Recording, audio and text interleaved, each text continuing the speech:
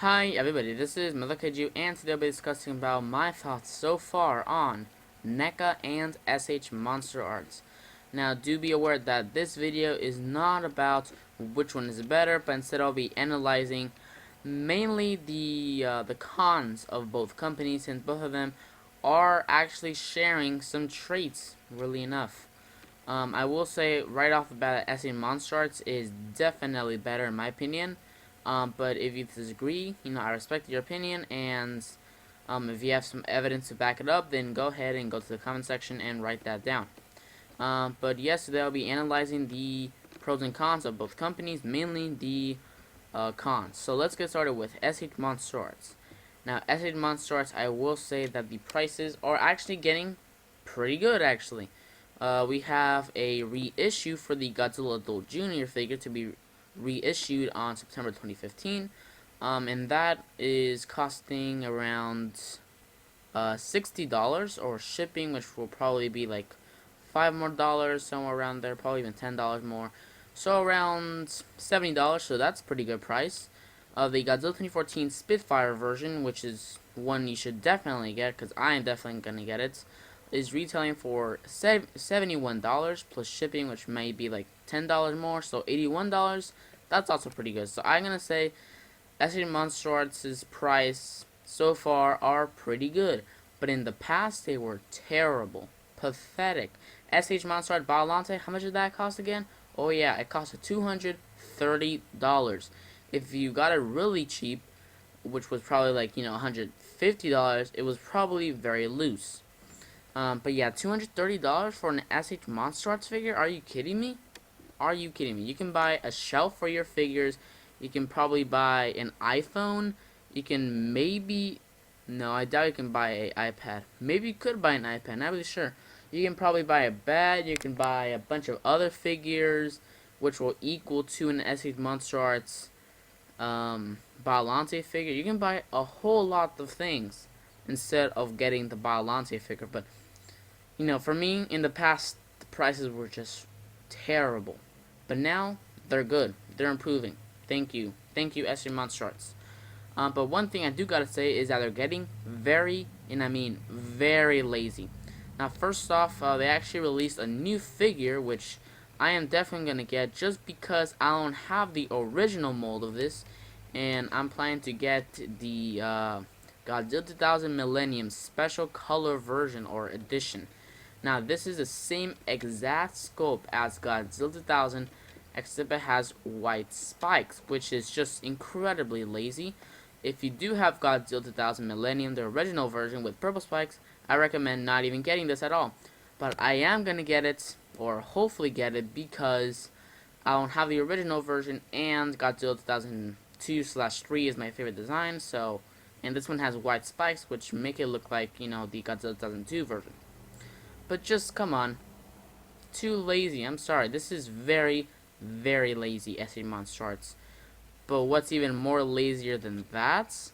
This one I'm definitely not going to even buy.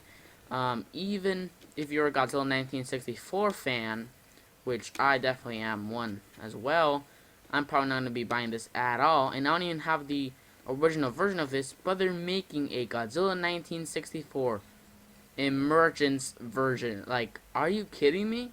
Like, emergence version. Are you serious? Like, wow. Just wow. Like, come on. Like, seriously? The only difference between the Godzilla 1964 SH Monster Arts and this one is that it has little patches of dirt, excuse me.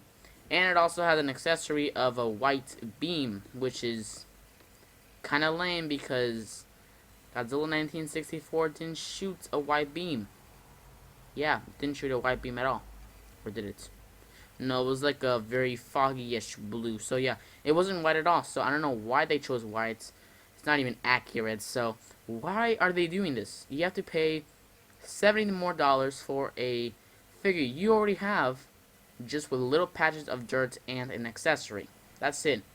Are you kidding me? Wow, just wow. The brown they chose is also a pretty good color, makes kind of sense. But if you want this type of color, just rub your Godzilla 1964 figure to the ground and the end. Or just paint You know, a little bit in the spikes, the tail, the head, and the end, you're done.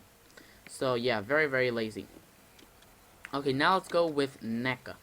NECA, the prices are absolutely fantastic. Great job, NECA, with that. $20, $25 max. Great. This is for the Godzilla, okay? So it's not Pacific Rim. We'll be getting into Pacific Rim very soon. But Godzilla, they're kind of lazy, but not too lazy. The Godzilla 2000, excuse me, the Godzilla, the Burning Godzilla was indeed kind of a lazy take or figure they produced, because they just got their original molds, which was the Godzilla 1994, and they just put you know, some orange spots on it, and that's it. So that's pretty lazy. And then we have Godzilla 1984. That was terrible figure in my opinion. And then they just colored it blue, and they just sculpted a little more on the spikes to make the NES Godzilla. Why didn't they make Godzilla 1964, you know, first, like the sculpt for Godzilla 1964, and then do the NES version? Because that would have made way more sense. But instead, they wanted to do the lazy route, just get a sculpt they already had, and the end, which is kind of lazy. But in my opinion, the design or the actual figure still looks pretty cool. Okay, now let's get into the Pacific Rim side of NECA. Super lazy, super lazy. First off, and probably the only thing I'm going to be talking about regarding Pacific Rim and NECA is mainly that Flying Otachi figure. So basically, you need to be paying $80 more for you can get the same exact figure, except it comes with 2 new pieces of plastic, hallelujah, no tail, and a different type of tongue, and also this little thing for you can capture Gypsy Danger on, which is just utterly lame. I mean, come on, lame, super lame. Why couldn't they just do that with the old Pacific Rim figure? And just look at all those gypsies we have. We have the regular Gypsy, Gypsy 2.0, Battle Damage Gypsy Danger. We have that other Gypsy Danger, the, I forgot, Attack on Anchorage Gypsy Danger, that, yes, how it's called. And then we have that other Gypsy Danger, where it's like damage in one arm and all that stuff. We have 5 Gypsy Dangers that have the same exact sculpt. Are you kidding me? Like 5? Wow, just wow. That's incredibly... No, Battle Damage Gypsy Danger. So 6 Gypsy Dangers. Wow, that's just... I'm flabbergasted. Like, come on, why NECA? Why do you have to do this, NECA? Please. Okay, but that's basically my thoughts on NECA and SHMA Monster Arts. I just mainly focus on the cons, but both of these companies are great. They make very great detailed figures. The sculpt on them is fantastic. In my opinion, SHMA Monster Arts does it better, but NECA also does it very good as well. But that's basically all for this video. Please tell me down below what are your thoughts on SHMA Monster Arts and NECA. So that's basically all for this video. Subscribe, like, and comment. This is methlokaiju signing out.